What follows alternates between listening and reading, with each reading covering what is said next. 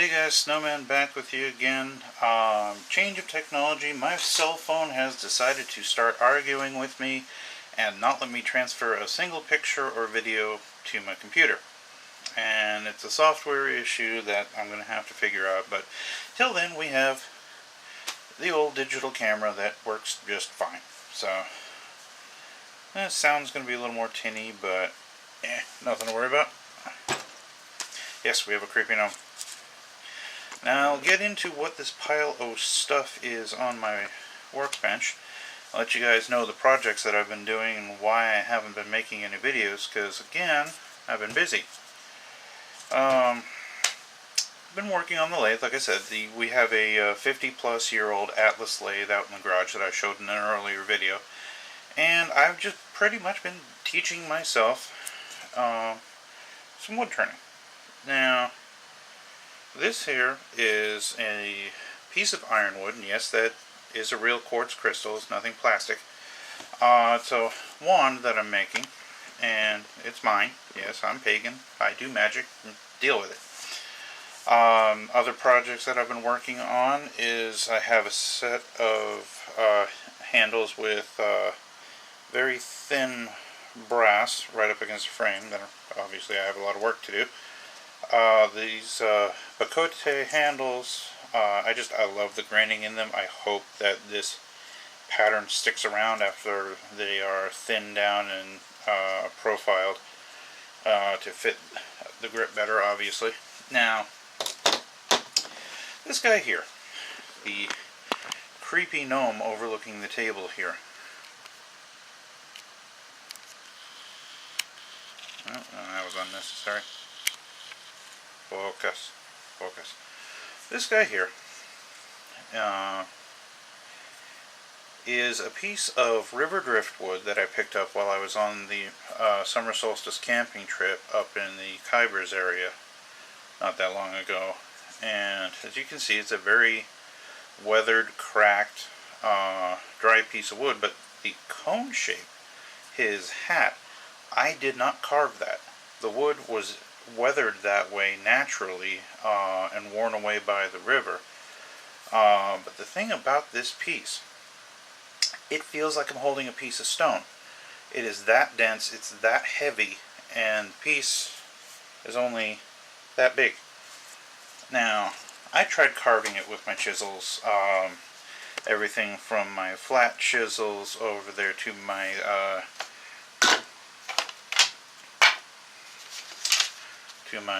detailed chisel set. I tried it all. They would barely touch this wood. So I ended up carving the entire face, beard, everything with the Dremel. That's why it looks so haggard. And you know what? It has a creepy cool look to it, so I'm going to leave it that way. The weird thing about when I was Dremeling this wood is it had a sweet, almost minty scent to it. Which now, that doesn't make any sense since I pulled it out of the friggin' river. It should smell like wet dog or something that most saturated wood smells like. So I don't get it. I don't know what it is. I tried to get out of there.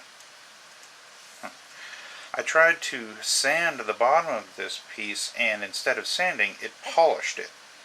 So this wood is extremely hard. I have no idea what it is. So if anybody knows, just by looking at the end grain of it, yeah, let me know. Post it down in the comments. Like I said, it has a weird, almost sweet smell to it. Almost kind of a minty smell to it when it's being worked. Or at least that's what the sawdust smells like anyways.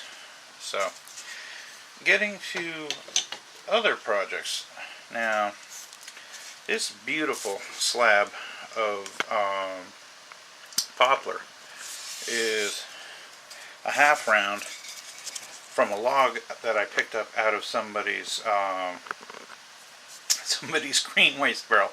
I saw this 4-foot log, that diameter, sticking out of somebody's green waste that was going to be thrown away. It's like, you know what?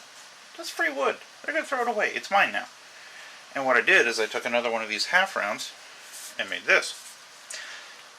I made my first bowl. It's not pretty.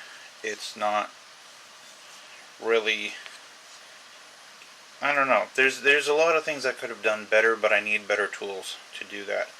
I just couldn't get over the coloring and the grain patterns.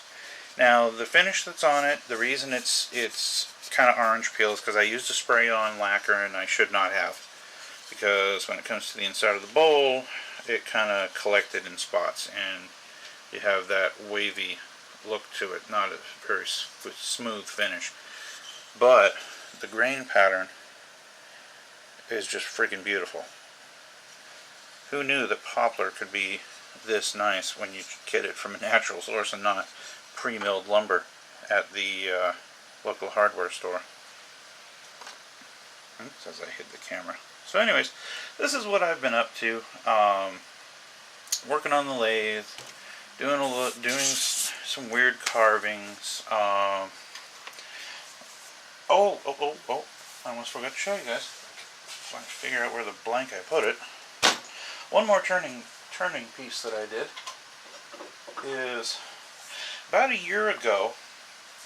The electric company took down a red elm across from my friend's apartment complex. He no longer lives there, but moved to a better complex.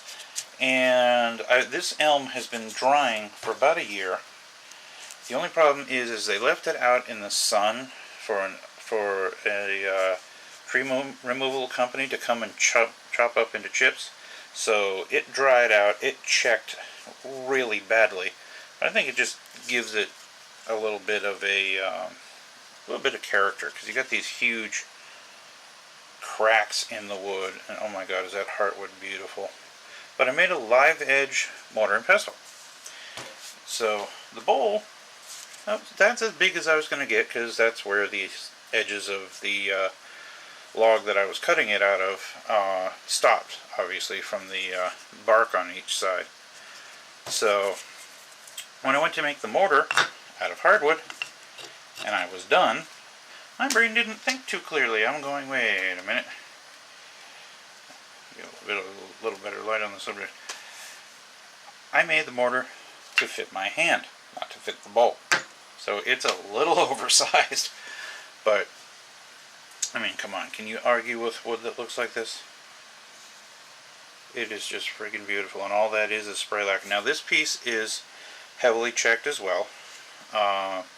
This was the only piece out of the few logs that I took home that wasn't too badly checked on this end, so that I'm not getting whatever incense I crushed, because that's why it's all marked up. I've already used it.